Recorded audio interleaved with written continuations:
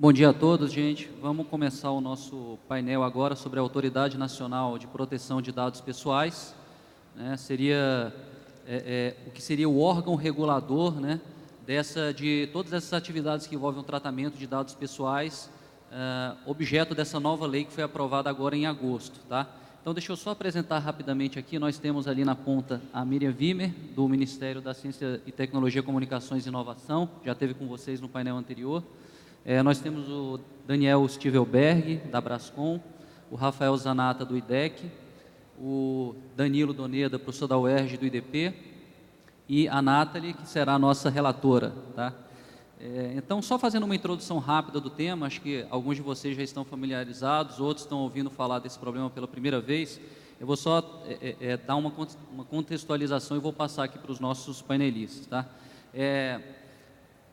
Essa Autoridade Nacional de Dados Pessoais, assim nominada pela Lei 13.709 de 2018, essa Lei de Proteção de Dados Pessoais, teve a sua organização, seu funcionamento, na maior parte, vetado pelo presidente Michel Temer. Então, hoje a gente está um pouco órfão, né? A gente não sabe quem vai ser competente para regular e fiscalizar a proteção de dados pessoais no Brasil. Ainda assim, a lei ela tem uma série de delegações de competência para essa autoridade nacional. Primeiro, ela fala que vai ser um órgão da administração indireta, ou seja, seria hoje como se fosse uma agência reguladora, uma autarquia, né? Isso continua na lei, né? Ela tem uma série de competências, por exemplo, quando a gente fala de tratamento de transferência internacional, né, de dados pessoais, por exemplo, dizendo como é que essa transferência vai ter que ser feita, quais países têm um nível de proteção de dados pessoais adequados para que o Brasil possa transferir dados para esses países. Existe uma série de dispositivos sobre técnicas de segurança, de padrões de segurança para dados pessoais que são competência dessa autoridade nacional.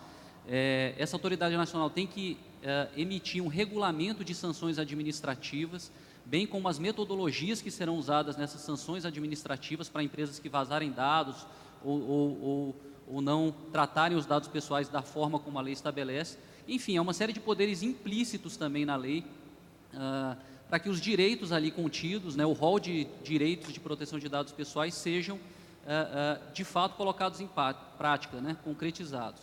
Então, diante desse cenário, desse veto e desse vácuo que a gente tem hoje nesse órgão regulador de tratamento de dados pessoais, eu vou passar a palavra aqui primeiro, então, ao Daniel, da Brascom, para que ele possa abordar esse assunto de uma forma geral e também especificando, na visão da Brascom, ou do setor privado em geral também, qual seria a formatação ideal em termos de independência funcional, de autonomia administrativa, de poderes regulamentares e de fiscalização que deveria caber a um órgão desse tipo. Então, passo a palavra ao Daniel. Obrigado, Guilherme. A gente vai ter a apresentação disponibilizada na tela? Ok. Acho que só precisa de um controle. Obrigado.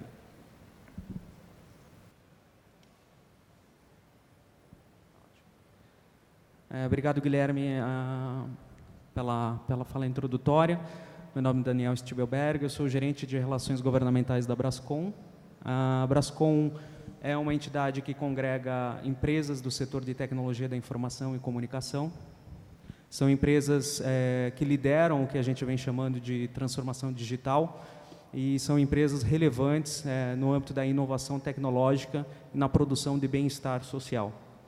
Além das empresas em si, nós temos associados institucionais dos quais nos orgulhamos bastante, que são, em tese, a maior parte delas, academias, que nos auxiliam na formatação de posicionamentos a bem do interesse público, com vistas a fomentar não só o setor de TI, mas também desenvolver uma sociedade digital e conectada. Aqui a gente tem um pequeno comercial, apenas para esclarecer quem é a Brascom, enfim, dar um pouquinho de rosto aos nomes. O Conselho de Administração da Brascom é composto principalmente por CEOs, CEOs das empresas. Atualmente o presidente do Conselho é o CEO da BRQ, Benjamin Quadros, e no âmbito do staff nós somos liderados pelo Sérgio Paulo Galindo, o presidente executivo da Brascom.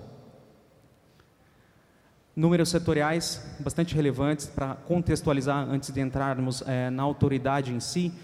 O setor de TI é bastante expressivo no âmbito da economia nacional. Eu chamo a atenção para o quadro da participação no PIB, onde TIC, que é Tecnologia da Informação e Comunicação, Telecom e TI in-house, geraram cerca de 7,1% da riqueza nacional.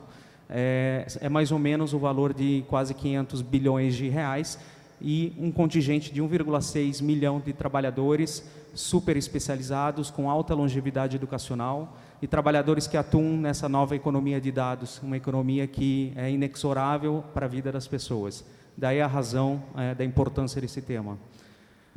Nós temos uma lei, finalmente, a Lei Geral de Proteção de Dados, uma lei que sopesa princípios, protegendo, obviamente, o interesse do titular cidadão, que é o dono daqueles dados, e, obviamente, induzindo competitividade e transformação digital na economia.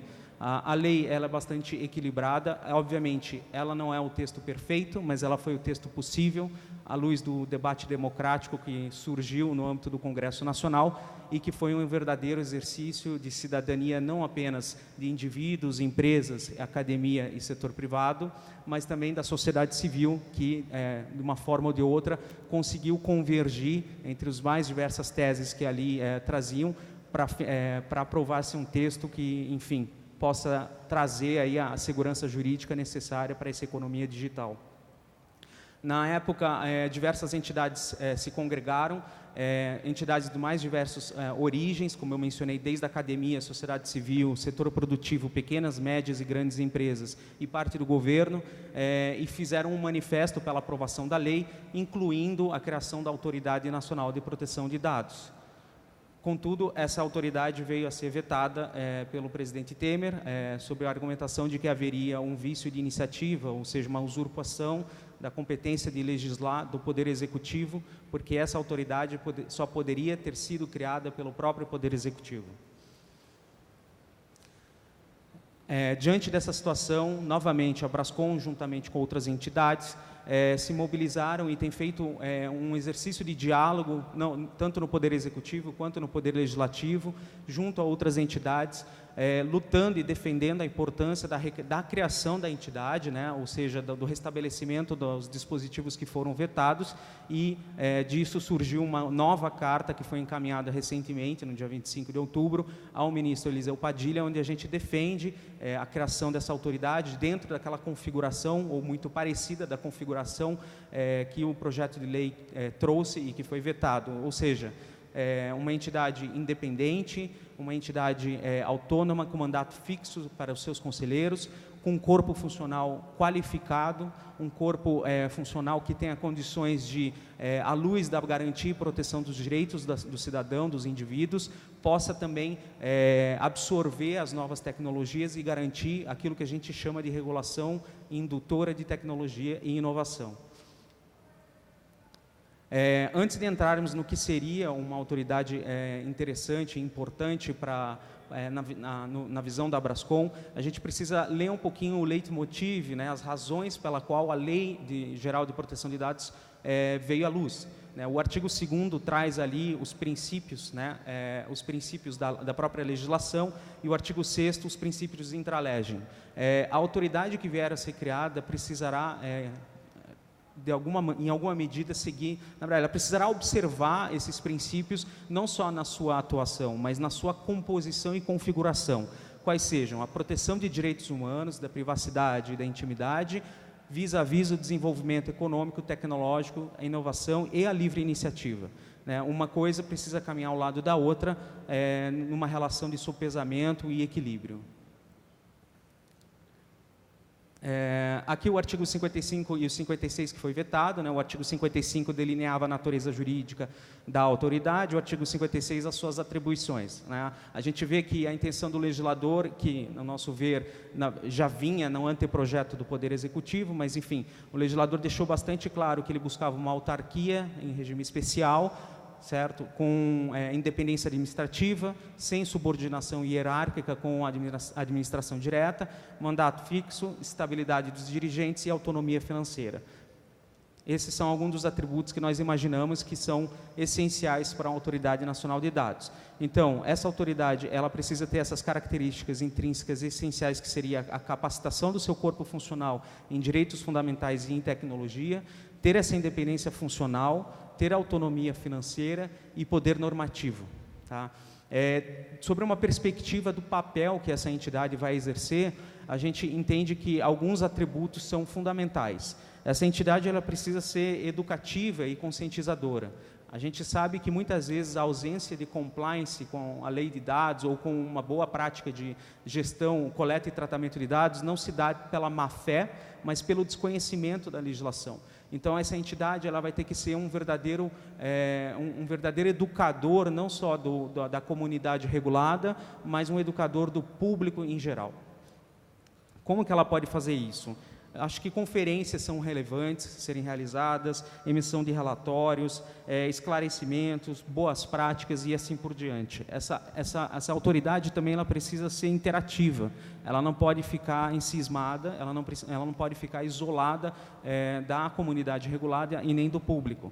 Ela precisa, e além do mais, ela precisa interagir com o locus multissetorial, né? Porque a própria Lei Geral de Dados previa a criação do Conselho Multissetorial, aquilo que a gente ainda defende que seja efetivamente criado em eventual medida provisória ou projeto de lei que o Poder Executivo precisa encaminhar, né? E essa é a nossa defesa atualmente. Essa entidade, ela precisa ser orientadora, ela precisa ser uma instância consultiva da comunidade regulada e, diante do ambiente regulatório que vai se alterando conforme as novas tecnologias e novos modelos de negócio surgem, é importante que ela seja flexível na sua normatização.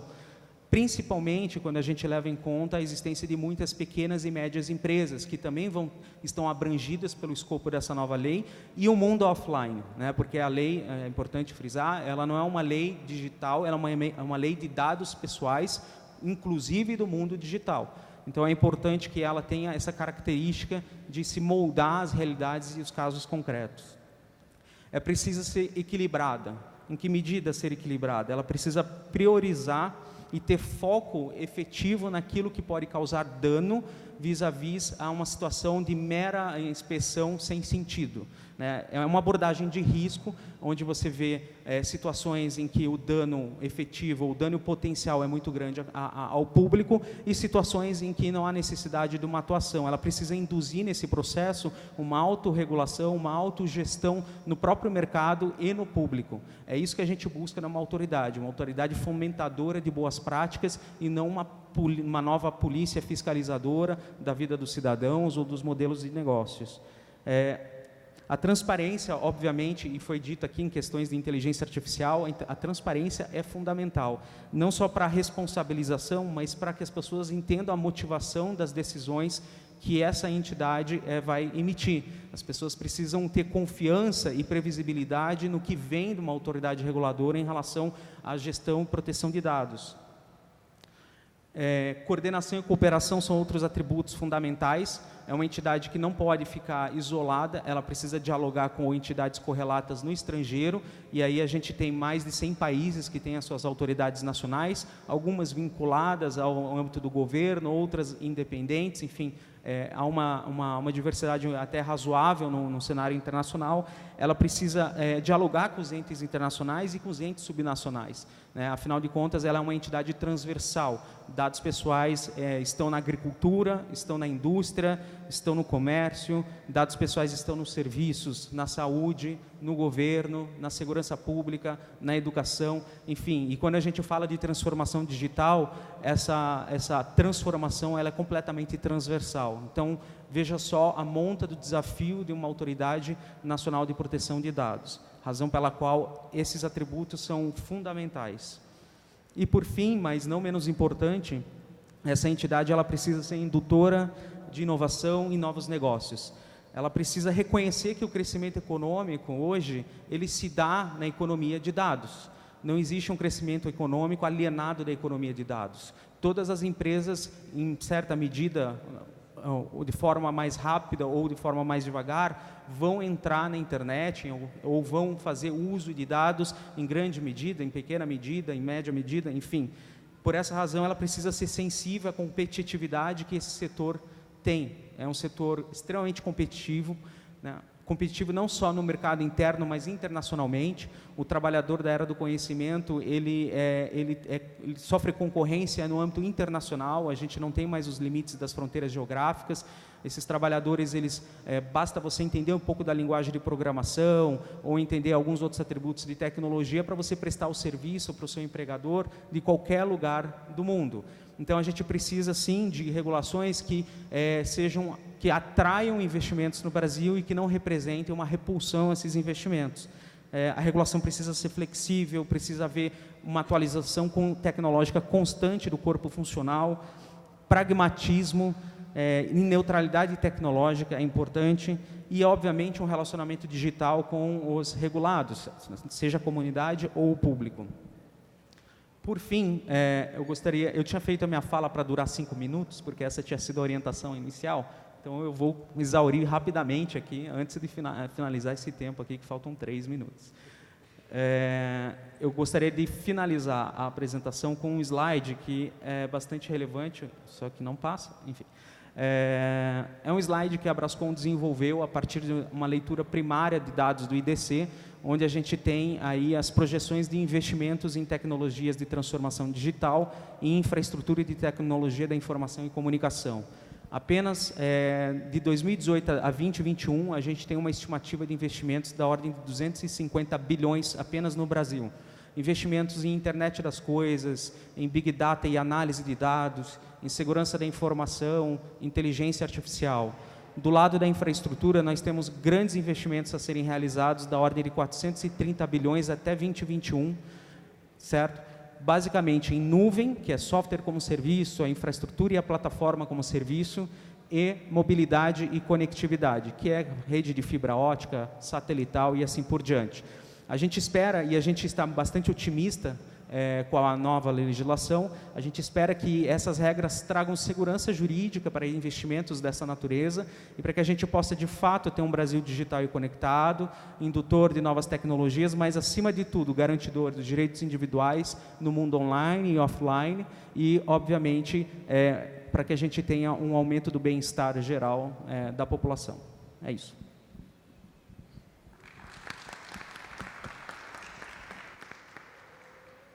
Muito obrigado, Daniel. Acho que uma apresentação altamente relevante, né? Desde quando você falou aí da importância do setor e analisou a nova lei, mostrando que a dinâmica da nova lei requer uma autoridade, que você trouxe uma série de características extremamente importantes, né? Você falou de independência funcional, autonomia financeira, a capacitação dos membros técnicos dessa agência, você falou da capacidade de ter um poder normativo, né? Então, tudo isso, somado àquelas outras características que você falou, eu acho que elas se encaixam muito bem. Eu acho que essa questão da livre iniciativa, da leveza, da dinamicidade dessa agência em poder lidar com um setor tão que avança tecnologicamente de uma forma muito rápida, ela é essencial, né? Então, você mostrou muito bem números de economia, os dados econômicos do setor, a quantidade de investimento. Eu acho que isso requer uma agência realmente independente, uma agência com capacitação técnica e um pouco distanciada da política do dia a dia, né? Que a gente sabe quando essas agências elas viram um braço de um poder político claramente, o lado econômico, mesmo de proteção do consumidor, não funciona tão bem. Bom, então, já passando então a palavra aqui para a nossa próxima palestrante, que é a Miriam. Por favor, Miriam. Alô? Obrigada, Guilherme. Bom dia aos meus colegas de mesa, também a vocês no auditório. Meu nome é Miriam, trabalho no Ministério da Ciência, Tecnologia, Inovações e Comunicações. E antes de, enfim, apresentar algumas ideias sobre o assunto, eu queria fazer um breve comentário no sentido de que as decisões que estão para ser tomadas sobre a estruturação de uma autoridade nacional de proteção de dados vêm sendo discutidas diretamente na Casa Civil da Presidência da República e agora, certamente, em discussões também com a equipe de transição. A gente está num cenário de mudança de governo, de modo que eu não tenho informações sobre o que vai acontecer de fato, mas eu gostaria muito de apresentar algumas reflexões que temos feito no âmbito do MCTIC acerca do papel da legislação de proteção de dados e de uma autoridade reguladora, uma autoridade de proteção de dados, no contexto do estímulo à economia digital, ao desenvolvimento de ecossistemas digitais e do incentivo à inovação. Então, assim, para começar, eu acho que vale a pena ressaltar a dupla natureza do dado pessoal, né? O Daniel falou muito bem na fala dele sobre os aspectos econômicos do tratamento de dados pessoais. Não precisa a gente ler The Economist ou outras revistas dessa natureza para perceber que os dados são, de fato, o novo insumo, o novo motor da economia global, cada vez mais digitalizada, representando um verdadeiro pré-requisito para o desenvolvimento de modelos de negócios inovadores. Mas também, como o Danilo me ensinou num evento do qual participamos há um tempo atrás, os dados são também uma projeção da personalidade humana, né? Porque eles revelam as minhas características, os meus desejos, os meus gostos, os meus anseios, as minhas inclinações, e por essa razão eles precisam também ser protegidos e serem objetos de uma tutela jurídica que viabilize o princípio da autodeterminação informativa. Então, reconhecendo que o dado é de titularidade da pessoa natural a quem se refere, o papel da legislação é também assegurar os mecanismos, os instrumentos para que esse titular possa, de fato, determinar o uso que são feitos desses dados, sem, entretanto, limitar a inovação e o desenvolvimento de novos modelos de negócios. Lá no MCTIC, a gente começou a se debruçar de maneira mais aprofundada sobre o assunto em 2017. Né? O projeto de lei do Executivo já havia sido encaminhado ao Congresso Nacional, liderado e construído pela Secretaria Nacional do Consumidor, do Ministério da Justiça. E, em 2017, a gente começou a construir lá no MCTIC a Estratégia Brasileira para a Transformação Digital, que é um trabalho que tem por objetivo coordenar e alinhar as políticas públicas que dizem respeito ao fenômeno da transformação digital em suas diferentes vertentes. E nesse documento, que foi objeto de consulta pública, de amplos debates, de muita discussão com os diferentes stakeholders, a gente já havia reconhecido, escrito e frisado que havia necessidade de conferir segurança jurídica para o uso, para o tratamento, para a proteção de dados pessoais no país. Segurança jurídica para todos os envolvidos, né? Então, de um lado, para as empresas, que precisam saber as condições de contorno que são aplicáveis para a utilização desses dados para fins econômicos, mas também para o cidadão, que precisa entender quais são os instrumentos, os mecanismos e ferramentas às quais ele pode se socorrer para fazer valer os seus direitos. Então, nesse documento, que está disponível no site do MCTIC, nós também frisamos a importância de estabelecer uma legislação guarda-chuva, uma legislação horizontal sobre o tema, e a necessidade de identificação ou criação de uma instância da administração pública responsável por tratar do tema. A gente já vislumbrava naquele momento que uma fragmentação de competências de enforcement, sancionatórias, fiscalizatórias, reguladoras, era algo que conduzia a um cenário de grande insegurança jurídica. Então, a gente teve a lei aprovada agora em agosto, né, de maneira bastante recente, e após a aprovação da lei, a gente começou a refletir sobre alguns dos desafios que caberiam, então, agora na implementação dessa lei associados à criação de uma autoridade. E um primeiro elemento que nos chamou a atenção é que, apesar de termos agora uma lei horizontal, uma lei transversal, uma lei que vale para todos os setores, existe ainda um desafio que vai requerer interpretação e talvez decisões judiciais, enfim, para harmonizar a Lei Geral de Proteção de Dados com a legislação setorial. Então, todos aqui sabem que ainda antes da aprovação da lei já existiam inúmeras normas que tratavam de proteção de dados de maneira fragmentada, né? Então, tinha Marco Civil, tinha Código de Defesa do Consumidor, tinha legislação sobre cadastro positivo, tem regras no âmbito do direito penal, direito financeiro, assim por diante. E essas regras não desapareceram, né? Elas terão que agora ser interpretadas sistematicamente à luz de uma lei geral. E eu dou um exemplo que eu acho que vai ser muito interessante de ver como é que isso vai se desdobrar, que é o exemplo do regime da responsabilidade civil, porque a Lei Geral de Proteção de Dados estabeleceu um regime próprio de responsabilidade, mas também invoca diretamente o Código de Defesa do Consumidor, que tem um outro regime de responsabilidade, né? Então, por outro lado, o Marco Civil da Internet tem um regime diferente com relação à responsabilização de plataformas por conteúdos terceiros. Então, esse balé das responsabilidades vai ser um exemplo muito interessante de como essa legislação vai se harmonizar. Um outro aspecto que nos parece muito importante tem a ver com a interpretação e a clarificação de novos conceitos. E aí, aqui, eu acho que vale a pena a gente fazer uma diferenciação do cenário brasileiro com relação ao cenário europeu, por exemplo. Quem já leu a diretiva europeia sabe que tem algumas centenas de recitals, né, lá nos prolegômenos, né, tem cento e tantos parágrafos que ajudam a interpretar a legislação, que dizem, olha, onde está escrito isso? Por exemplo, tal coisa é aceitável, tal coisa não é. A gente não tem isso. Além disso, no contexto europeu, existe o Working Party 29, que é um grupo formado por comissários de proteção de dados pessoais, que escrevem opinions, que escrevem documentos que ajudam também a entender o que é considerado aceitável ou não aceitável. Nós não temos nada disso no Brasil, ao mesmo tempo que nossa legislação introduz vários conceitos sem especificá-los de maneira pormenorizada. Então, quando a gente pensa, por exemplo, em formas de manifestação do consentimento, o que é um consentimento inequívoco? Como é que eu aufiro que o consentimento foi dado de maneira inequívoca? Como é que vai ser o procedimento de revisão de decisões automatizadas que é previsto pela lei? O que é o legítimo interesse, né? Como é que eu vou fazer o teste de proporcionalidade e necessidade, ponderando o legítimo interesse do controlador e os direitos fundamentais do titular dos dados? Como eu vou efetivar o regime de portabilidade de dados pessoais, que é um mecanismo importante do ponto de vista concorrencial, mas que traz uma série de dúvidas sobre como isso vai acontecer na verdade e o que vai ser portado, de fato, de um controlador para o outro.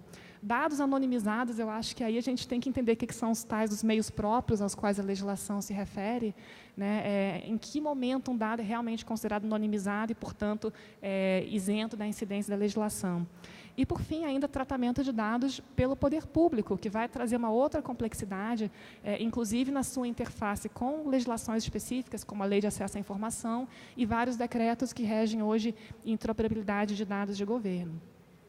Um outro grande desafio que a gente enxerga a partir da aprovação da lei tem a ver com a interoperabilidade global de marcos normativos. Então, todo mundo já viu aquele mapinha, né, de países que têm legislação de proteção de dados, forte, fraco, enfim. O que a gente vê hoje é que existem vários paradigmas normativos de proteção de dados e que, ao mesmo tempo, quando a gente pensa na economia digital, essa é uma economia que não conhece fronteiras e é caracterizada justamente pelo fluxo muito intenso de dados através das fronteiras nacionais. Então, um debate, um trabalho muito importante que vai ter que ser feito a partir da aprovação da lei é viabilizar que os dados possam fluir entre o Brasil e outros países, entre o bloco europeu, entre os Estados Unidos, né, outros países que têm suas legislações, de maneira segura, com os direitos protegidos, né, à luz da nossa legislação, mas também compatível com a legislação de outros países. Existem já em curso, né, em andamento, discussões muito intensas e muito detalhadas sobre, por exemplo, a compatibilidade do regulamento europeu, de GDPR, com o mecanismo que existe na Ásia-Pacífico, que são os APEC, Corporate Binding Privacy Rules. Um exercício semelhante terá que ser feito também com relação à legislação brasileira, inclusive com vistas à avaliação da adequação ou não ao parâmetro europeu. Um outro desafio, né, que nos parece muito relevante e muito complexo é lidar com a pluralidade de atores que são abrangidos pela legislação. Então, além dos atores que já são regidos por legislação setorial, a gente tem, né, atores de portes e de naturezas muito diferentes. De um lado, a gente tem o poder público, com a sua legitimidade própria para tratar dados pessoais no exercício das suas competências públicas, né? Mas que também é abrangido pela legislação de proteção de dados pessoais. No setor empresarial, a gente tem empresas de grande porte, multinacionais e pequenas empresas. A legislação ela não modulou de maneira adequada, eu acho, a incidência da regulação de acordo com o porte da empresa. Em apenas um aspecto isso foi feito, que é na exigência de ter um encarregado, salvo engano. Então, uma questão também que haveria de ser calibrada na atuação de um órgão regulador tem a ver com o peso das obrigações que recairá sobre cada um desses atores. E aí, fazendo alusão ao setor de telecomunicações, por exemplo, a gente sabe que há muitos anos a Anatel estabelece uma regulação assimétrica baseada em poder de mercado significativo e no tamanho da empresa considerada. Isso é algo também que poderia ser explorado no contexto da nova legislação. E, por fim, na relação com os cidadãos, que, em alguns casos, podem ser objeto da lei, no sentido de que, se eu sou um dentista e eu tenho aqui um sistema, uma base de dados que eu trato os meus consumidores, eu tenho que ser regida pela lei, mas também como cidadão que tem seus dados, eventualmente, mal utilizados ou objeto de violações. Isso me traz para um ponto seguinte, eu estou aqui só elencando problemas, né, gente, para vocês verem que não vai ser fácil o trabalho da autoridade. Um dos aspectos, eu acho, que é mais crítico tem a ver com o relacionamento dessa autoridade com outras instâncias de enforcement. E aqui, de novo, a complexidade do nosso cenário institucional, né? A gente tem a autoridade que foi vetada, mas que é prevista na lei em mais de 50 dispositivos e tem um papel a cumprir. a gente tem o Sistema Nacional de Defesa do Consumidor, PROCONs, juizados especiais, enfim, um sistema complexo, bem estruturado, cujas competências não desaparecem. Pelo contrário, a legislação, inclusive, faz referência especificamente à lógica de defesa do consumidor. Então, a gente vai ter aqui uma complexidade de relacionamento de uma autoridade, que tem um papel central, com os seus braços de defesa do consumidor. E vamos pensar aqui entre nós, são pouquíssimas relações de tratamento de dados que não serão relações de consumo. São poucas, talvez no âmbito do poder público, alguma situação específica, acadêmica, talvez, mas uma grande parte das relações será no âmbito de relações de consumo, lembrando que relação de consumo é um tema amplo, né, um termo que abarca, inclusive, relações não pecuniárias, e essa interface entre esses dois microsistemas normativos e essas duas estruturas de enforcement vai ser bastante complexa e tem que ser calibrada e discutida. Temos o papel de órgãos como o Ministério Público, né? No âmbito do MPDFT, existe uma comissão de proteção de dados pessoais, que tem sido muito ativa, cuja competência também não desaparecerá, continuará existindo. Temos o Poder Judiciário, qualquer cidadão que se sentir ferido em seus direitos pode recorrer ao Poder Judiciário, né? Temos o papel de outros órgãos reguladores. Vamos pensar em telecom de novo, né? No âmbito da Anatel, existem regras sobre quanto tempo um dado referente a uma ligação telefônica tem que ser guardado, no próprio Marco Civil também. A Anatel tem competências sancionatórias e fiscalizadoras, assim como outros órgãos reguladores, Banco Central, órgãos ligados à saúde, por exemplo. E, por fim, as instâncias estaduais e municipais, porque o que temos visto também, ainda antes da aprovação da lei, é que muitas instâncias federativas, estados, municípios, têm buscado aprovar suas próprias leis de proteção de dados pessoais, normalmente voltadas mais para o setor público, mas, em alguns casos, tratando também do setor privado. Dito isso, assim, para concluir, me parece que o desafio central dessa autoridade, caso ela venha a ser instituída nos moldes imaginados, vai ser de efetivamente assumir esse papel de órgão central. Então, talvez seja útil a gente pensar na ideia de um sistema brasileiro de proteção de dados pessoais com múltiplos órgãos de enforcement, cuja competência a gente não consegue subtrair, nem seria desejável, eu acho. Não é possível. Então, tem que coexistir. Mas a ideia de um órgão central que sirva para conferir uniformidade, para dar diretrizes, para se relacionar institucionalmente de maneira cooperativa, para interpretar de maneira final a legislação na esfera administrativa, ressalvado o Poder Judiciário, me parece ser o desafio mais importante, mais central, para que a gente não caia também num cenário de grande insegurança jurídica, com decisões conflitantes, com atuação descoordenada dessas múltiplas instâncias que existem e que continuarão existindo legitimamente debaixo da égide do nosso sistema jurídico. Eu acho que são esses os pontos que eu teria para apresentar nessa primeira rodada e eu fico também à disposição para as perguntas em seguida. Muito obrigada.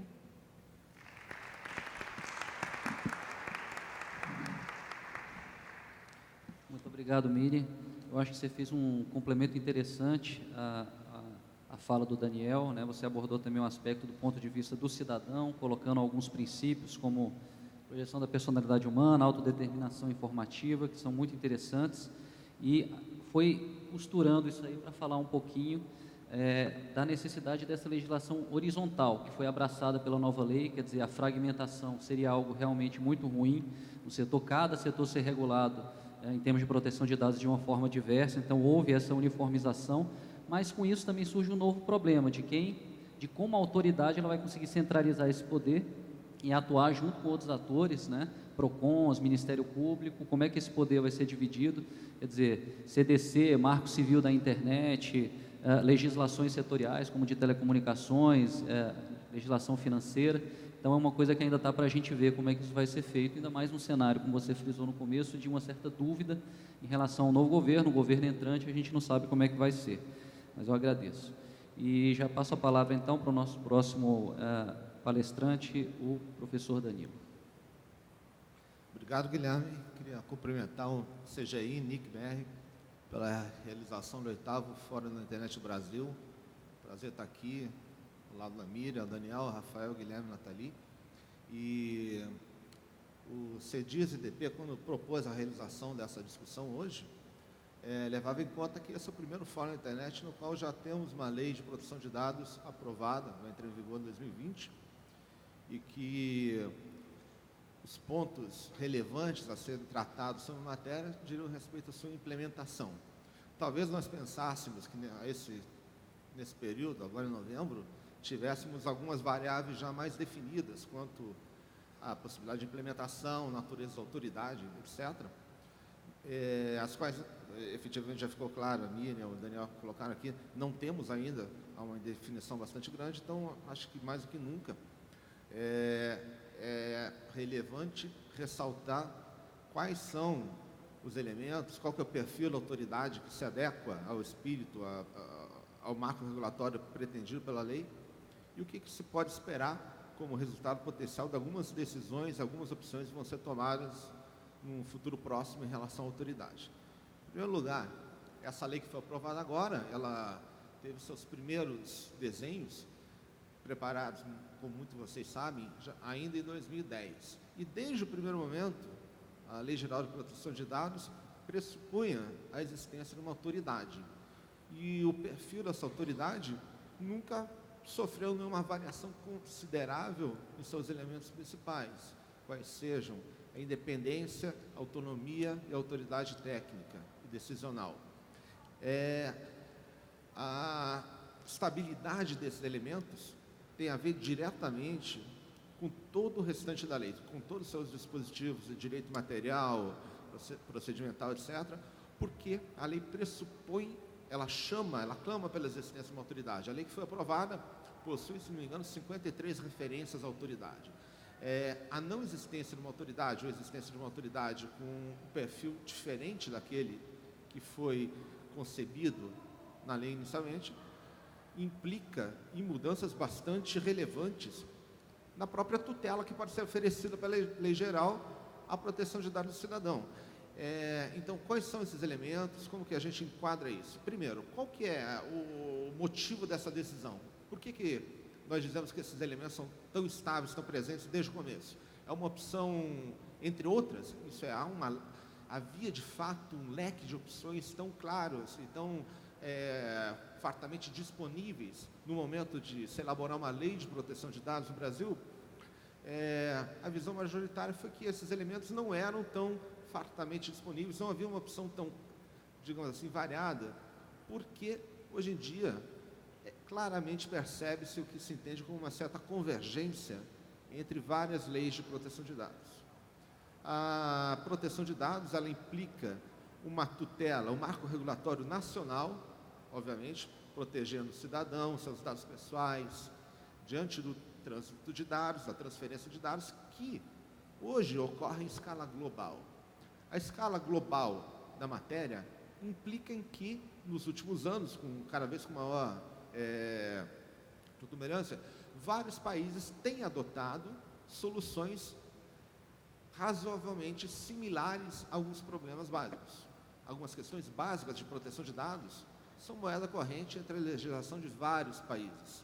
Os princípios básicos de proteção de dados, que estão na Lei Geral de Proteção de Dados, são presentes nas mais de 120 legislações de proteção de dados no mundo todo. Há um espaço claro, evidentemente, para estipulação de medidas que atendam a particularidades nacionais, mas deixar de lado o caráter internacional na matéria implica em alguns efeitos bastante concretos em relação à possibilidade do Brasil, inclusive, se inserir como um país autônomo, independente e adequado no trânsito internacional de dados, que hoje em dia é uma realidade. Pois bem, desses mais de 120 países que possuem hoje leis de proteção de dados, mais de 95% possuem uma autoridade geral de proteção de dados, uma autoridade nacional de proteção de dados. É uma opção, entre outras, é uma opção que pelo menos foi tomada por um número extraordinariamente grande de países. Por que isso aconteceu? Porque o volume e a complexidade do tratamento de dados pessoais atingiram níveis que tornaram praticamente, virtualmente impossível que a tutela da privacidade de dados pessoais fosse feita da forma com que classicamente era feita nos anos 70, no começo dos anos 80, isso é, concedendo ao cidadão direitos sobre seus dados, ou então regulando diretamente grandes bases de dados. Isso era possível no momento que era humanamente possível para o cidadão saber onde estavam seus dados, como eram tratados por quem e quais os efeitos que aquele tratamento traria sobre sua própria vida. Isso foi mudando com a tremenda intensificação do volume do tratamento de dados e, ao mesmo tempo, da complexidade desse tratamento. Hoje em dia é muito difícil ponderar os efeitos do tratamento de dados pessoais autonomamente, isoladamente, né? O tema da redação do Enem ontem deixa claro que esse é um dos temas contemporâneos, um dos dilemas contemporâneos com reflexos em cada área da nossa vida cotidiana, e não somente na área de direitos individuais. Estamos aqui, inclusive, no padrão de direitos sociais, direitos políticos, que são fortemente influenciados hoje em dia pelo tratamento de dados. As autoridades de proteção de dados surgiram como uma resposta a esse volume e complexidade cada vez maior do tratamento de dados, no sentido que elas procuram funcionalizar outro tipo de tutela, não somente aquela individual, que continua sendo necessária, continua sendo prevista na nossa lei geral, mas procuram instrumentalizar e implementar uma tutela coletiva, observando que somente se tem uma noção completa e responsável dos efeitos do tratamento de dados pessoais quando se faz uma visão macro, uma visão do alto do sistema. A gente pode chamar de uma visão em grandes números.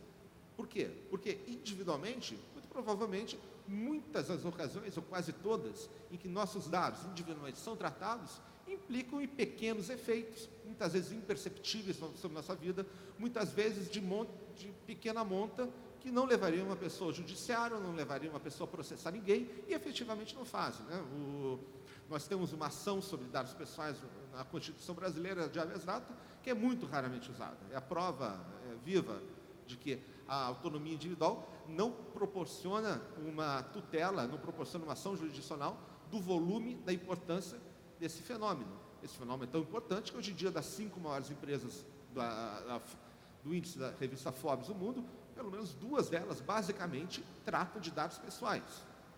Isso quer dizer que é uma mola mestra na economia, na nossa sociedade, e que deve ser vista do ponto de vista dos efeitos coletivos sobre a sociedade. Outro ponto é que as leis de proteção de dados cada vez mais se orientam para a minimização do risco que o cidadão tem em relação ao seu tratamento de dados. Por isso, lançam mão de vários instrumentos de tutela preventiva, de natureza preventiva, de natureza regulatória, porém com efeitos que não vão ser sentidos no momento patológico, entre aspas, isso é no momento que o dano é causado, porém procurando estabelecer condições para que os dados estejam mais seguros desde o momento que começa-se a conceber o seu tratamento e não somente quando o problema é feito. Isso porque essas leis, mais do que focar no problema da privacidade como problema clássico, procuram contrabalancear os efeitos da assimetria informacional, que é justamente o diagnóstico que as leis de proteção de dados procuram equacionar. Isso é, o fato de que hoje em dia nós, enquanto cidadãos, temos poucos meios para controlar de forma competente e eficaz o que é feito com os nossos dados, e há necessidade no arcabouço jurídico, e ainda mais uma autoridade com características mínimas, para que possa, com independência e com eficácia, fornecer essa compensação para essa nossa desvantagem.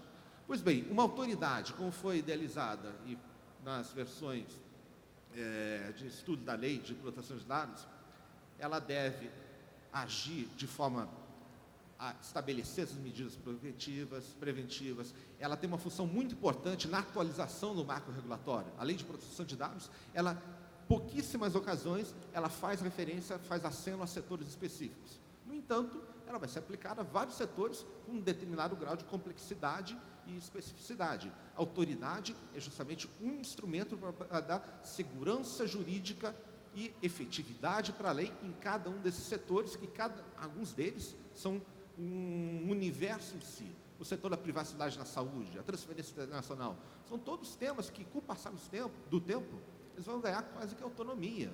Em alguns países, proteção de dados de saúde é quase um ramo autônomo trabalhado por algumas pessoas que se dedicam só a isso. E a tendência, que os anos vão dizer, provavelmente vai acontecer no Brasil também.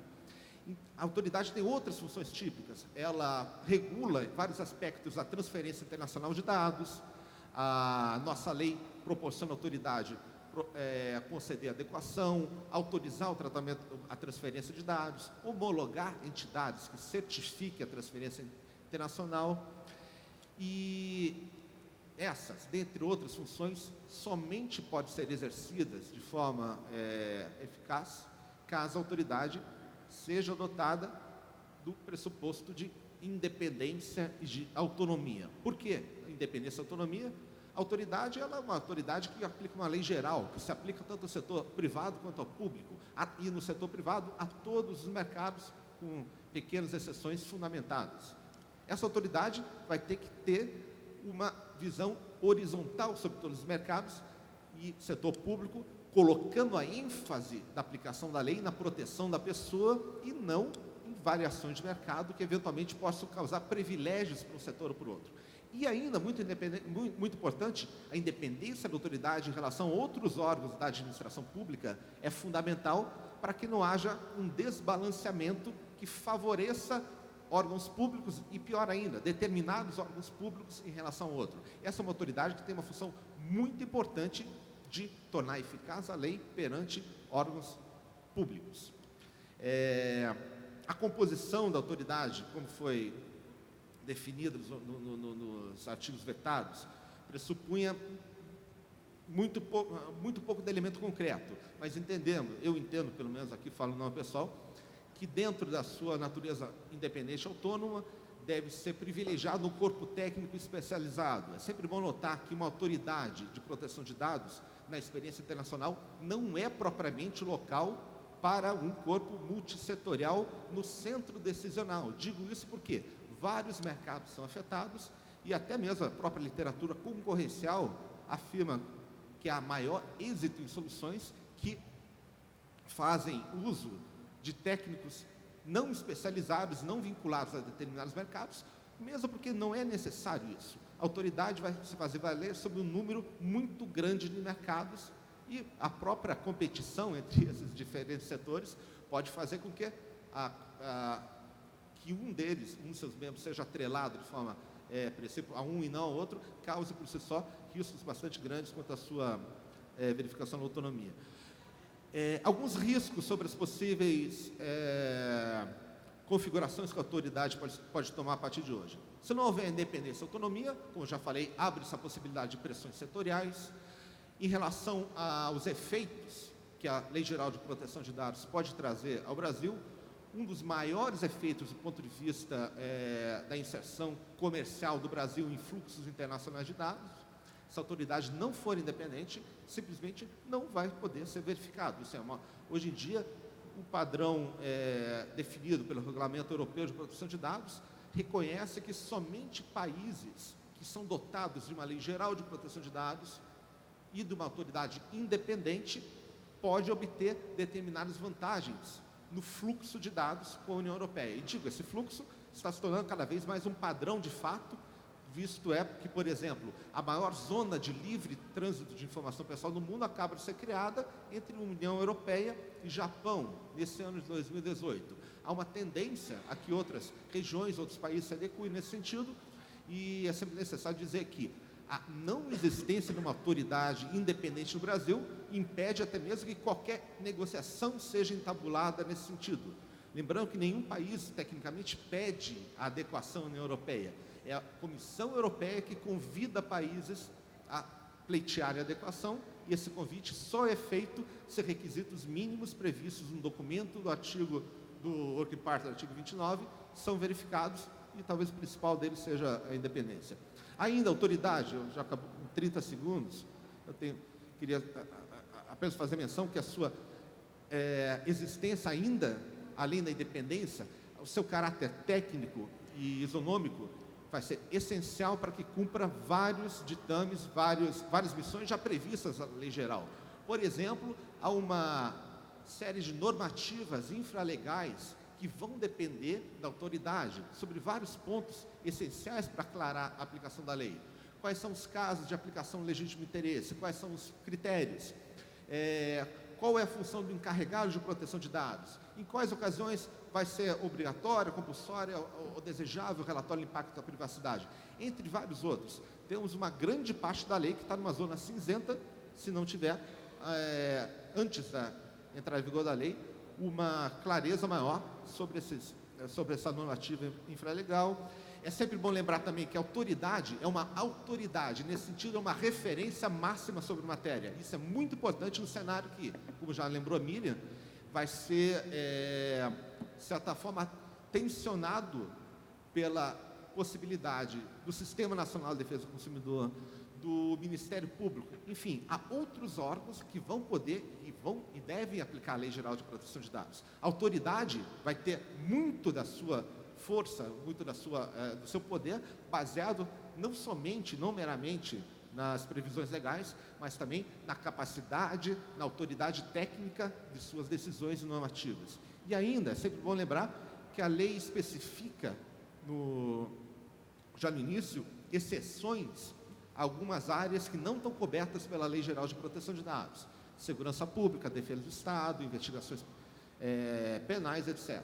Só que nesses campos, ela não sugere, ela determina que é necessária a edição de uma normativa especial e que essa normativa deve seguir os princípios de proteção de dados e os ditames da necessidade e proporcionalidade. Nada se fala aí de autoridade, mas aqui eu diria que, mais do que nunca, ainda que ela não se mencione expressamente, é necessária uma autoridade que seja o bastião, que seja o ponto de referência máximo em relação à proteção de dados, para que nessas áreas, nessas exceções, que são, no fundo, tão importantes na estabilização do Estado democrático, da defesa, da proteção de dados pessoais, a autoridade surja como uma voz que represente os anseios da sociedade em relação à proteção de seus dados e possa advogar pela projeção dos valores e princípios da lei nesses campos específicos. Obrigado, Guilherme.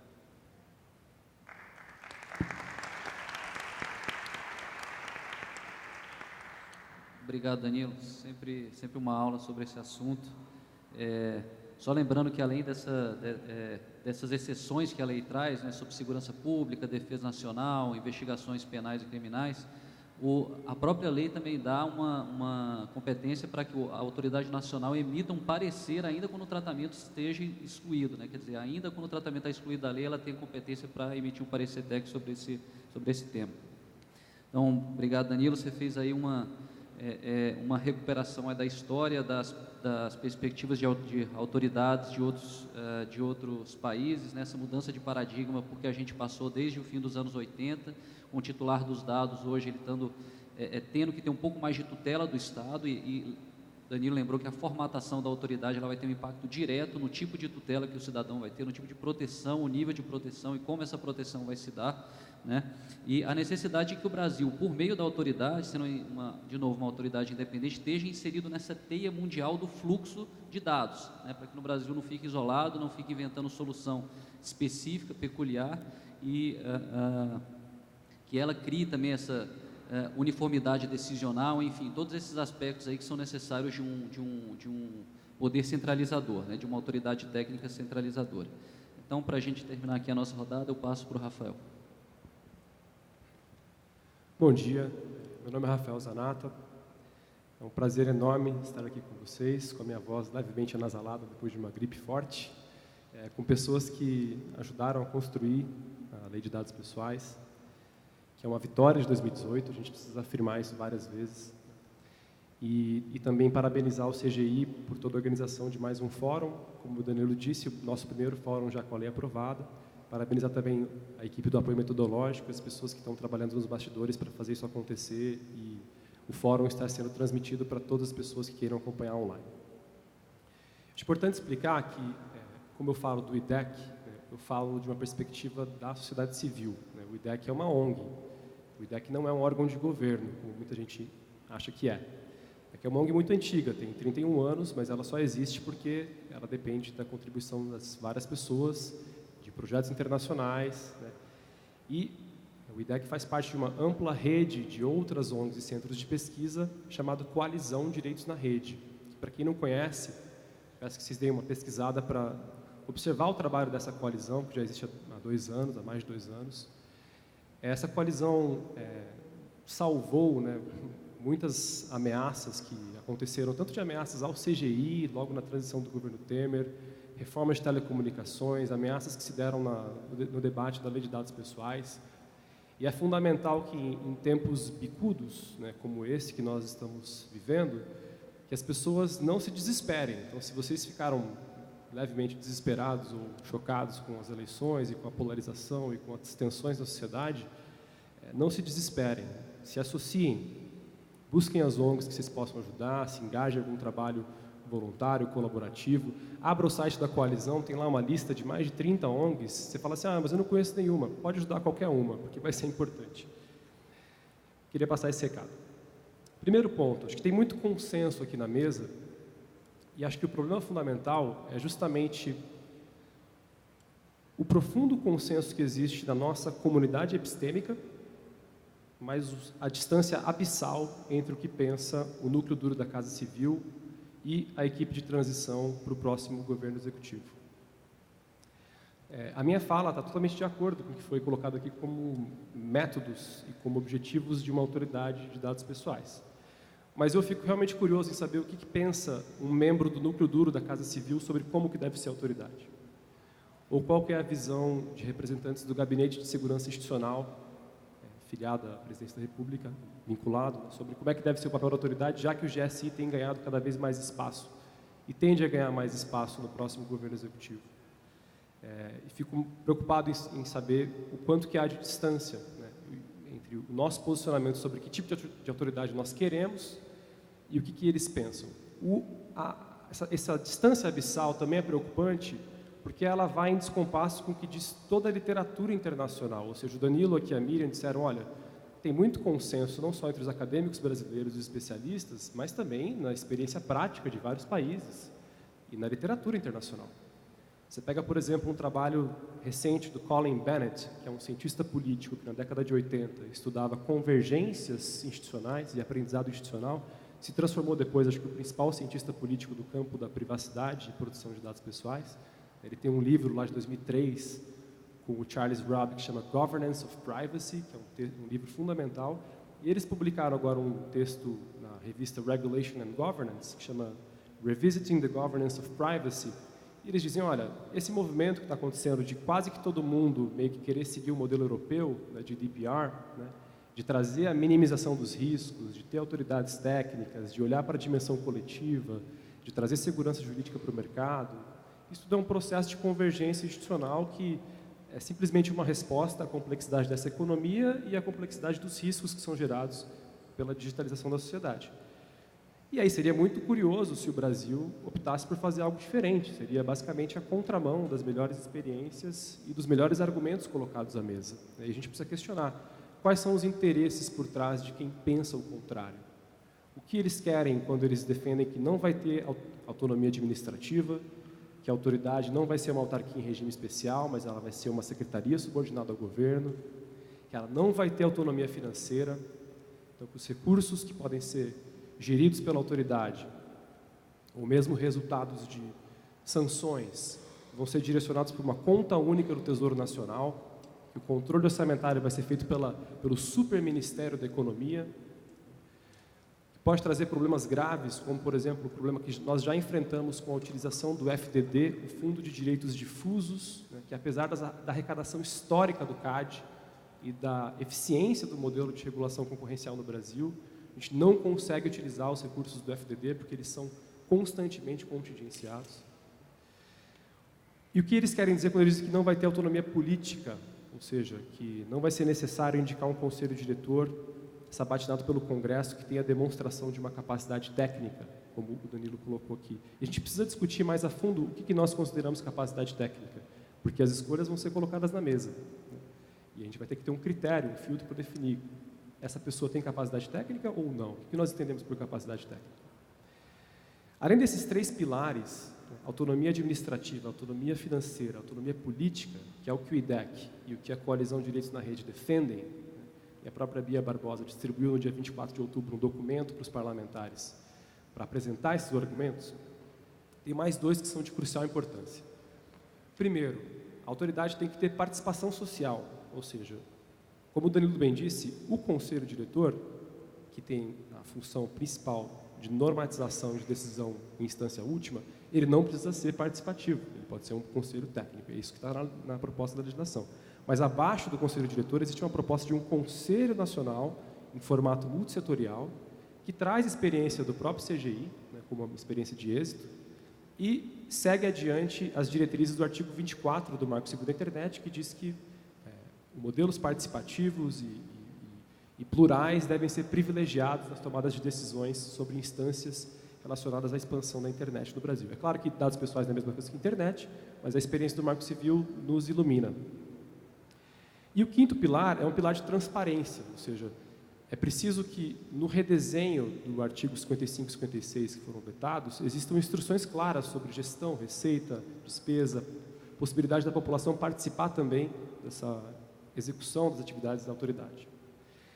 Eu colocaria aqui 7 funções cruciais de uma autoridade de dados pessoais para resumir e sintetizar o posicionamento da nossa comunidade epistêmica, por assim dizer. Evidentemente que a primeira função não é regular um mercado específico, é proteger direitos fundamentais. E a legislação deixa bem clara que a proteção de dados pessoais é um direito fundamental e está intrinsecamente relacionado à nossa concepção de dignidade, autonomia e democracia. Mas existem 7 funções mais claras, como a Miriam, o Daniel e o Danilo explicaram, que eu gostaria de aprofundar. Primeiro, um trabalho fundamental de harmonização jurídica. Existem casos de fronteira, como, por exemplo, nós, no IDEC, ingressamos com uma ação civil pública contra a Via 4, em agosto, pela instalação de portas interativas digitais, que fazem o reconhecimento de uma pessoa e detecta a emoção dela diante de uma publicidade. Então, mostra lá a propaganda do Cimegripe, vê se a pessoa olhou para a tela, ficou triste, deu risada, conversou com um amigo, meteu a mão no celular, etc. Existe uma disputa sendo travada no judiciário agora, em razão da ação civil pública, se isso é detecção ou reconhecimento facial e se existem violações do Código de Defesa do Consumidor e da lei dos usuários, dos direitos dos usuários de serviços públicos.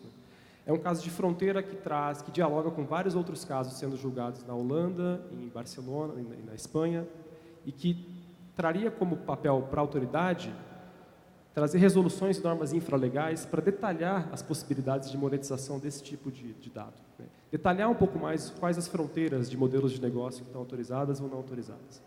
Detalhar também, uma coisa muito importante, como é que as empresas vão se preparar para definir o que é um investimento ou um processo técnico de alto risco ou baixo risco com relação a ameaças de liberdades civis. É instruir metodologicamente a criação das avaliações de impacto, a proteção de dados pessoais, que nós não temos cultura jurídica ainda construída nisso. Segunda função é uma coordenação de agências reguladoras, e a Miriam é uma expert nisso. Né? E eu já ouvi isso de muita gente da Anatel e de outras agências. A autoridade vai ser importantíssima para o trabalho de coordenação entre várias agências reguladoras, funcionando quase como uma instância de meta-regulação, um apoio técnico.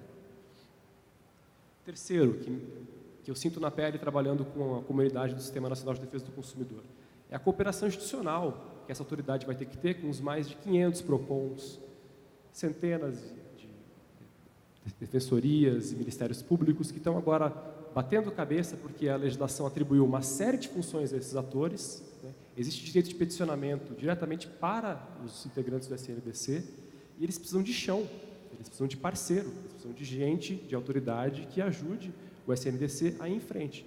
Nós estamos no IDEC por conta própria, agilizando formações com o SNDC para os próximos meses, já para lidar com o problema de uma autoridade não constituída e a inexistência disso. Então, a gente está tapando o buraco. Né? Não é o que a gente precisa. A gente precisa de algo bem estruturado em nível nacional. O quarto ponto é uma função fundamental de educação e transformação cultural. Ou seja, a autoridade não só cuida desses aspectos importantes de segurança jurídica e de resoluções infralegais, mas ele também é um componente nessa disputa sobre ética, cidadania e a educação brasileira se aproximar de uma economia do conhecimento. A gente levar as discussões de ética e dados pessoais para dentro das escolas. Importante lembrar que o INEP, né, que fez a proposição no Enem, da redação sobre manipulação eleitoral e dados pessoais, foi envolvido na reta final das discussões da autoridade de dados pessoais, né, da lei de dados pessoais, está mencionado na legislação, e acho que isso já é uma concretização desse esforço de aproximação entre as autoridades de ensino e essa estrutura sendo montada para a proteção de dados pessoais. É esse caminho que a gente tem que avançar, é para isso que a gente tem que ir. Quinto ponto é apoio técnico ao setor privado. O setor privado também tem muita dificuldade, pelo que eu percebo no meu campo, como ativista, de saber de antemão o detalhamento dos incidentes de segurança, né? Mais tutoriais, uma coisa que eu acho que a Information Commission Officer do Reino Unido faz muito bem. Eles têm tutoriais para o setor privado que são incríveis. São claros, são objetivos, explicam o que pode, o que não pode, o que diz a legislação, como melhorar a comunicação da própria empresa com o consumidor. Esse tipo de apoio técnico a autoridade pode dar. Além disso, nesse documento da coalizão, a gente detalha mais 2 funções que são importantes. Primeiro, a autoridade também passa a ter um status de observadora no Conselho Europeu. A Convenção 108, e por um trabalho feito com pessoas ligadas ao governo, à sociedade civil e na esfera internacional, conseguiu fazer com que houvesse um aceite de status de observador do Brasil nessa estrutura, e a autoridade, então, estaria convidada a ter esse posto de observador do Conselho Europeu. E, além disso, a cooperação internacional, ou seja, esse trabalho dinâmico que a gente percebe na Article 29, né, que é a reunião das autoridades de proteção de dados pessoais na Europa, e de outras redes, como, por exemplo, a Rede Ibero-Americana de Proteção de Dados Pessoais, que eu acho, pessoalmente, que ainda carrega um certo caráter imperial, colonial, né, porque tem uma Europa, Portugal, Espanha e toda a América Latina, né, a gente não conseguiu separar ainda as amarras do Tratado de Tordesilhas, mas existem redes constituídas da qual a autoridade poderia se inserir, e ela está perdendo essa oportunidade. Então, me causa espanto, né, para a sociedade civil o posicionamento recente de querer rediscutir esses fundamentos e uma certa discordância, né? Modificar especialmente a estrutura dessa autoridade, né? Não garantindo a ela autoridade administrativa, financeira, política, o que provocaria certamente limitações aos desempenhos dessas funções que eu detalhei aqui na minha fala. Então, o que a gente tem que fazer urgentemente, né, na opinião da sociedade civil, é amplificar o conhecimento das pessoas sobre por que isso importa. A gente teve muito trabalho, eu acho, e a gente acabou se fechando num grupo muito intenso na reta final da aprovação da Lei de Dados Pessoais e acabou perdendo um pouco a oportunidade de explicar melhor por que uma autoridade importa, que tipo de autoridade nós queremos e trazer isso para dentro de uma concepção de cidadania das pessoas. Ainda dá tempo de fazer isso. E a gente precisa de um trabalho de formiguinha e de muita gente junto, ativistas, gente do governo, intelectuais, acadêmicos, gente do CGI, para explicar que essa autoridade é inegociável nessa estrutura e que fazer diferente vai trazer uma série de prejuízos e consequências negativas para o Brasil. Obrigado.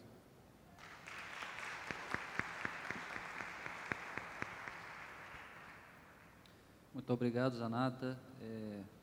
Eu acho que um complemento importante aí para a fala dos nossos outros colegas de mesa, essa questão do consenso internacional, seja acadêmico, seja empresarial, é uma coisa que a gente percebe que o novo governo, muitas vezes, assim, ele até tende a se afastar um pouco de consensos em várias áreas, consensos internacionais em várias áreas, né, para o bem ou para o mal, mas e outros pontos aqui levantados pelo Zanata, que eu destacaria entre vários, né, seria essa capacidade técnica de verdade, né, de você encontrar técnicos de verdade, não aquele técnico meio coringa ou que tem possa ter algum papel político.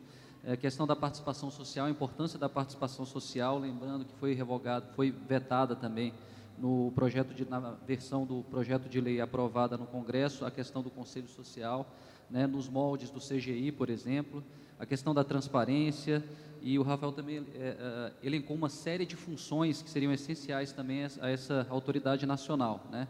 Essa proteção dos direitos fundamentais, achei muito interessante essa questão dos casos difíceis e de fronteira, sobre os quais a autoridade nacional vai ter que se debruçar, quer dizer, você tem vários casos desses aí na literatura, e é preciso que isso se adapte ao arcabouço brasileiro, enfim, cooperação institucional, internacional, uma série de pontos interessantes, né? Então, fechada essa rodada de apresentações iniciais, então eu abro para perguntas aí da plateia, perguntas online.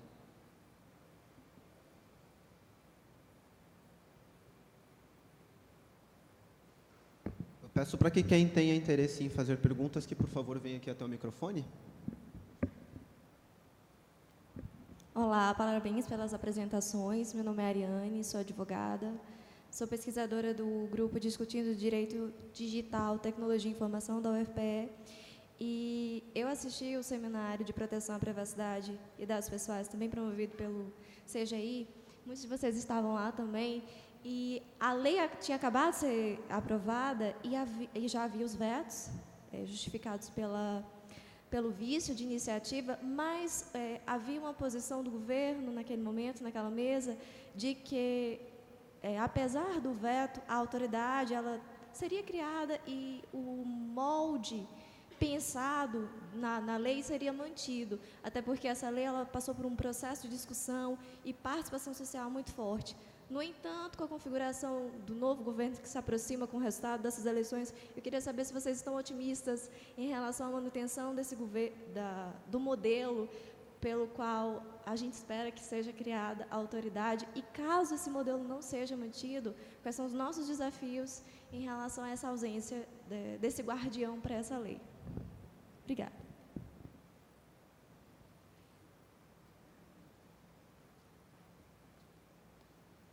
Bom dia, sou Marina, representante do Instituto Alana, uma organização que defende os direitos de crianças e adolescentes. Nós fazemos parte da Coalizão de Direitos na Rede, mencionada pelo Rafael Zanata.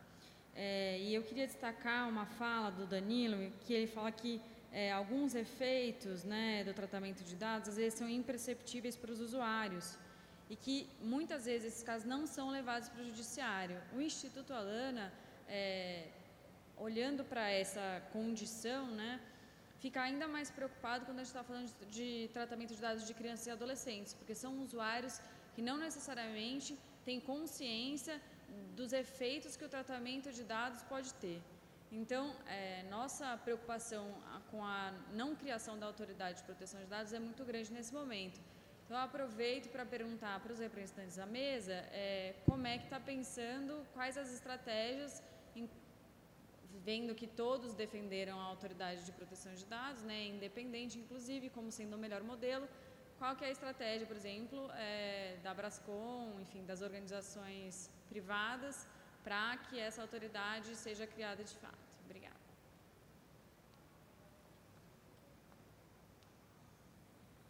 Olá, bom dia, meu nome é Fernanda, eu sou mestre em Direito pela Universidade de São Paulo e estou aqui com a PIN. Dado que a gente aprovou essa nova lei e que não temos, por exemplo, o marco 29 como na Europa, eu acho que assim, talvez a palavra-chave seja colaboração, né?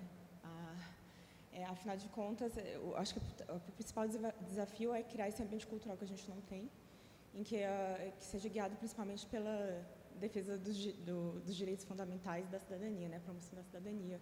E também só apenas com o diálogo, né? E não um foco só fiscalizatório, sancionatório, é que, por exemplo, as empresas que não estão acostumadas vão se sentir, vão conseguir ser compliant, né? E ter essa possibilidade.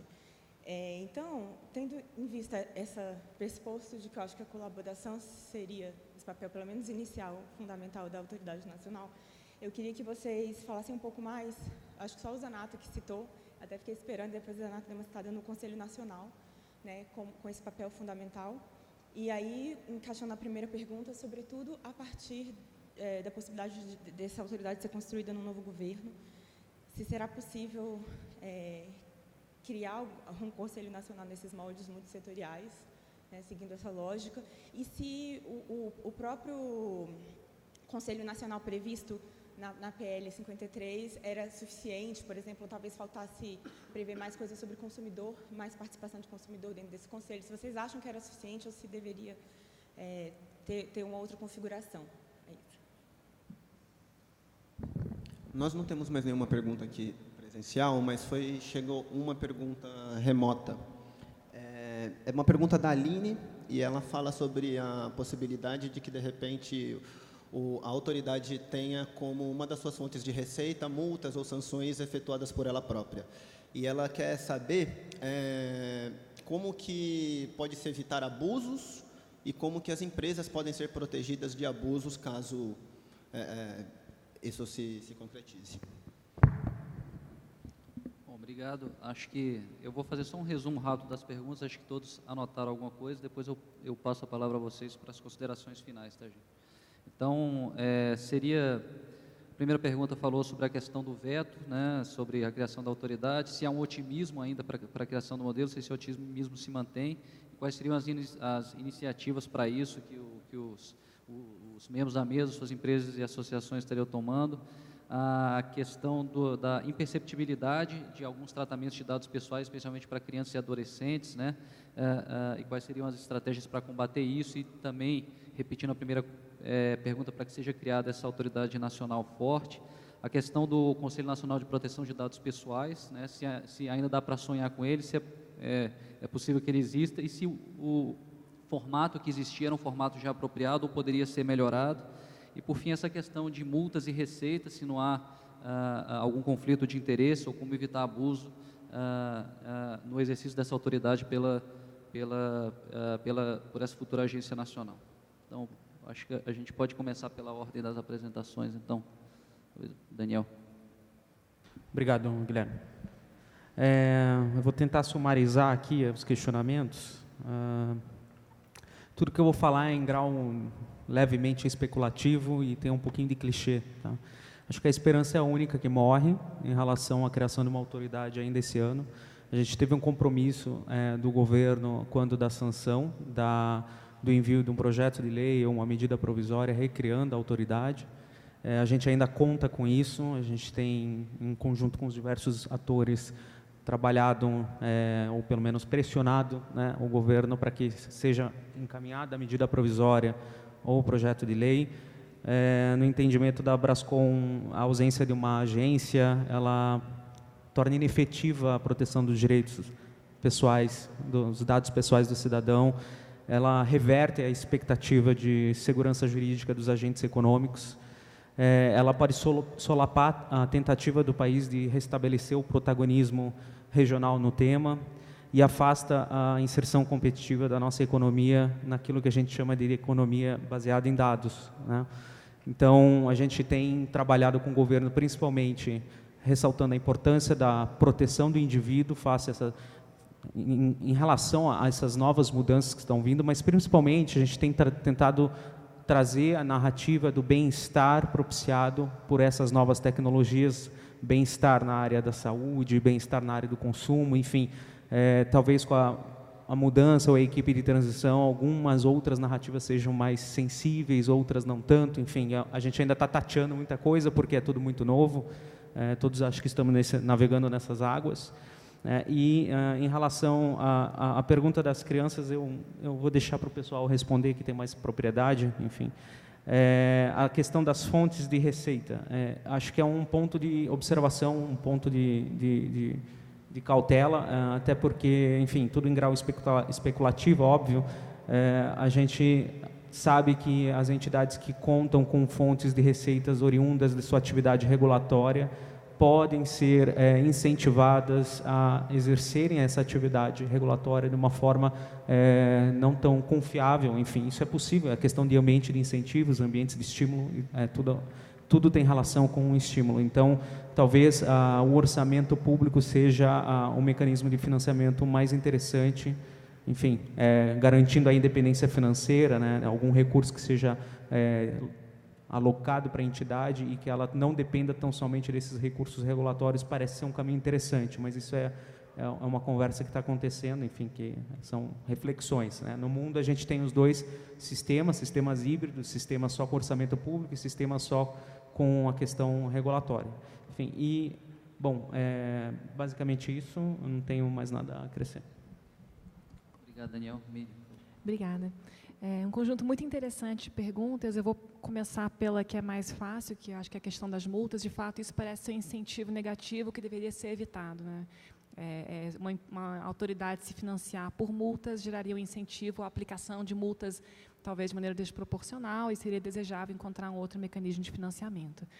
As demais questões são um pouquinho mais complexas, né? A pergunta da Fernanda toca numa questão muito interessante que diz respeito à ausência de uma cultura de proteção de dados no Brasil, e eu salientaria que a nova legislação ela atribui um papel importante ao setor privado, um papel ligado à ideia de corregulação e autorregulação, de criação de códigos de conduta privados, de selos, de certificados, de mecanismos que não dependam necessariamente da existência de uma autoridade para funcionar.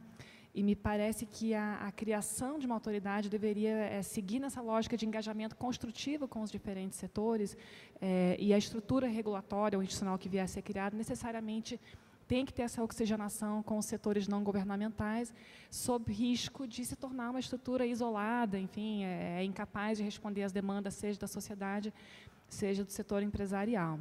O desenho exato, realmente, não saberia dizer qual que vai ser definido. Com relação à questão da transição, eu acho o seguinte, eu sou servidora pública, eu estou há 12 anos no governo federal, sendo 8 na administração direta. Antes eu trabalhei na Anatel. E eu passei por uma penca de ministros, né? Alguns presidentes, impeachment, troca de ministros, partidos e tal. E a dinâmica tem sido sempre muito parecida. Então, quem chega acha que o que veio antes não está bom, que ele tem a oportunidade de melhorar, de aperfeiçoar. Há, como disse o Guilherme, muitas vezes uma lógica de se afastar de consensos já estabelecidos, mas muitas vezes esse afastamento ocorre e depois resulta numa reaproximação, ainda que com roupagens um pouquinho diferentes. Então, você pega um programa existente, aí você diz, não gostei disso, aí você volta a ele, mas batiza de outra coisa, ou muda a cor dele, enfim. Pequenas inflexões que eu acho que são naturais do direcionamento político que se espera de um governo. Então, o papel dos servidores públicos, eu digo aqui, enfim, falando da minha categoria, eu acho que é de, com lealdade, com responsabilidade, fornecer informações a quem chega, justificando as políticas que estavam em andamento, com lealdade, informando prós e contras e enfim, aspectos desejáveis e indesejáveis, para que quem chegue possa também ter insumos para tomar uma boa decisão. Eu acho que esse é o papel de quem está no serviço público de maneira profissional e é o que a gente tem buscado fazer no MCTIC, seja por meio de relatórios de transição, apresentações, enfim, seja por meio de políticas públicas, como a Estratégia Brasileira para a Transformação Digital, no qual a gente buscou registrar essa visão da importância de uma lei horizontal e de uma instância centralizada para tratar do tema. Obrigado, Miriam. Danilo. Obrigado, Guilherme. Em relação às perguntas, a primeira delas em relação à autoridade, quais as perspectivas? Perguntaram se a gente estaria otimista. Acho que faltam variáveis, faltam elementos concretos para dar qualquer prognóstico e ser otimista ou não nesse momento, né? Acho que o grau de incerteza é bastante alto. Por isso mesmo, acho que mais do que necessário ressaltar alguns pontos que vão ser fundamentais para que a gente julgue se a proposta que vai ser feita é adequada aos padrões da lei no momento que ela vier.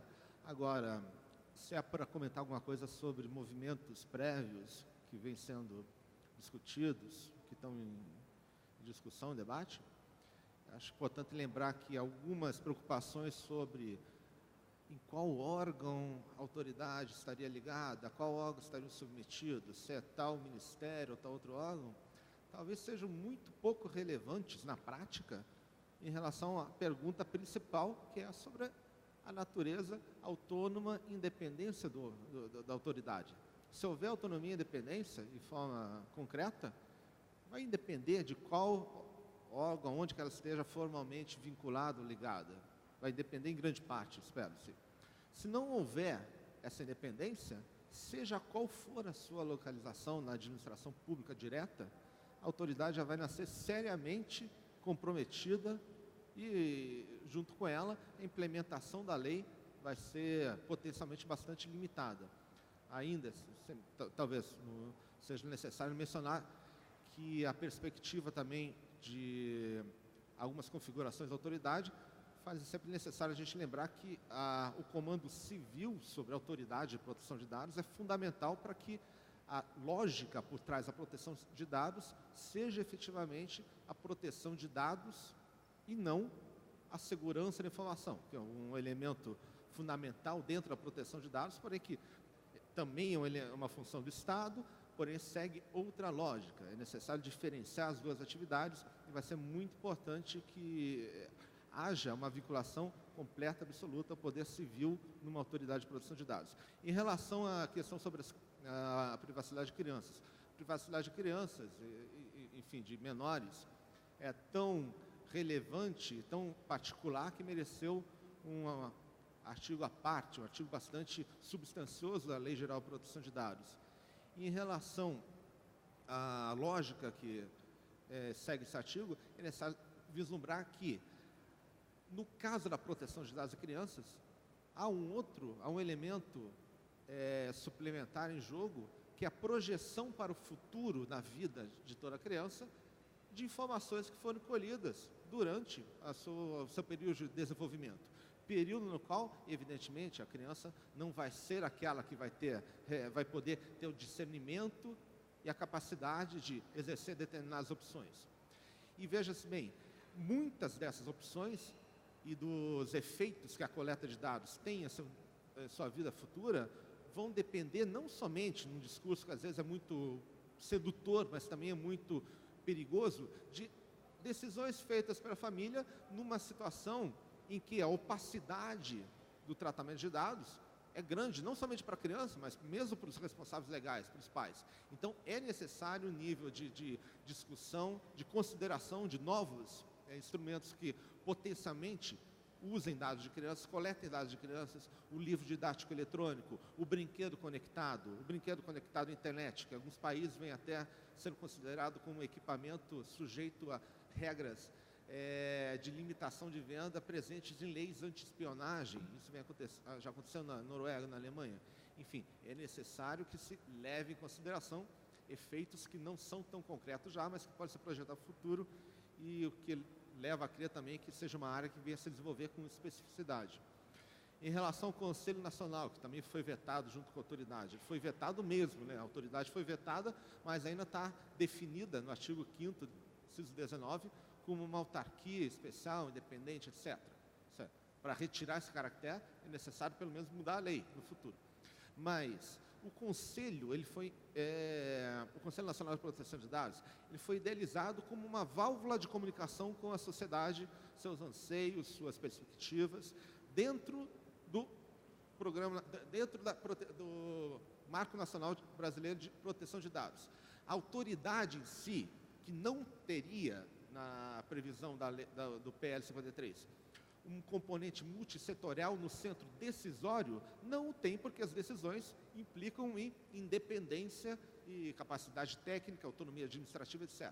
Mas a Política Nacional de Proteção de Dados, ela deverá ser, ou melhor, deveria, né, porque nós temos isso vetado, deveria ser sujeita a uma discussão ampla com a sociedade, e o elemento do Conselho é o fórum por excelência, onde esse input, essas visões todas vão se encaixar, vão ser discutidas, e politicamente e também formalmente o trabalho do Conselho iria informar, iria ser necessariamente levado em conta na aplicação da Lei Geral de Proteção de Dados. É de se ver como vai ficar esse elemento importantíssimo no futuro da composição da autoridade de conselhos, se vier a existir o Conselho, principalmente. Por fim, em relação às receitas de multa, né, um tema que o financiamento da autoridade é um tema tão velho quanto da própria autoridade em si. Muitas das resistências à criação de uma autoridade vinham, ou ainda vêm, da ideia de que é um gasto, eventualmente, deve ser arcado eventualmente pelo Tesouro, e tratando-se de uma área, de uma seara, onde há, de certa forma, a consolidação da ideia de que é um mercado, sim, porque é o valor econômico circundante à transação de dados, cresce a especulação sobre a possibilidade de que esse, entre aspas, mercado, de certa forma, contribua com o financiamento da autoridade. A ideia, digamos assim, mais primal é que a autoridade se financie com receita de multas. É uma ideia tão simples quanto ela facilmente contestável pelo fato de criar, em sua versão mais, digamos assim, crua, um incentivo perverso para que a autoridade se, entre aspas, se enriqueça aplicando multas maiores, eventualmente mais injustas. Eu não descartaria, de uma forma completa, um sistema de financiamento como esse, porque há meios de se, eventualmente, querendo-se, afastar esses incentivos perversos, prevendo que há limites para arrecadação, de que determinadas formas de determinadas multas de determinada natureza podem não contribuir para o caixa da entidade. Isso eu digo porque, por outro lado, o custeio da autoridade pelo Tesouro também é um elemento fundamental até para a própria independência da autoridade. Nós sabemos que entidades autônomas muitas vezes podem, e infelizmente acabam muitas vezes sendo, ou melhor, tendo a sua atuação delimitada, ou de certa forma, entre aspas, censurada pela previsão orçamentária. Então, tenha-se em vista também que o financiamento através de receitas de multa ou, em alguns países, de taxas pagas, pode ser um elemento importante para a própria independência e solidez da autoridade, se for vista de uma forma responsável e eventuais incentivos perversos sejam neutralizados. Obrigado. Obrigado, Ariane, Marina, Fernanda e Aline. A gente está estourado no tempo da mesa, né? Então, sim, vou jogar a pergunta para vocês. Vocês estão otimistas? Vou contar uma história triste e uma feliz para a gente encerrar, tá? A triste é que o IDEC elaborou uma plataforma dos consumidores com 12 itens prioritários para direitos coletivos, em que nós apresentamos para todos os presidenciáveis do Brasil. Entre os itens da plataforma estava a criação de uma autoridade de dados pessoais nos termos que nós conversamos aqui. Assinaram no primeiro turno Guilherme Boulos e Ciro Gomes. Assinou no segundo turno somente Fernando Haddad. Estamos esperando resposta do Bolsonaro até agora. História feliz, por outro lado, né? Conseguimos mobilizar nas últimas 3 semanas a Associação Nacional dos Ministérios Públicos, quase todos os PROCONs, PROCON de São Paulo, PROCON de Porto Alegre, organizações civis de defesa do consumidor, dezenas de defensorias públicas que assinaram uma carta que vai ser entregue à Casa Civil, defendendo a autoridade nesses termos e pedindo uma reunião já com a equipe de transição. O quanto que Sérgio Moro é sensível a isso, não tem como especular agora, é uma caixa preta, né? Mas o importante ressaltar é a possibilidade, sim, de porosidade nessas decisões de transição, se houver pressão suficiente de um maior número de participantes com peso, né? O que a gente está fazendo esforço é para mobilizar o SNDC, que é um parceiro do IDEC, o IDEC faz parte desse sistema, para que essa voz seja ouvida, né? Então é algo que está em aberto, né? Então fica uma mensagem de otimismo também para o que pode acontecer nas próximas semanas. Obrigado.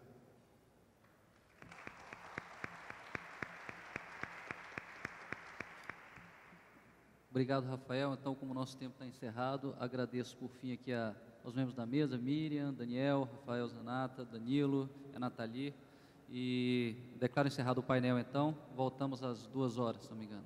Obrigado.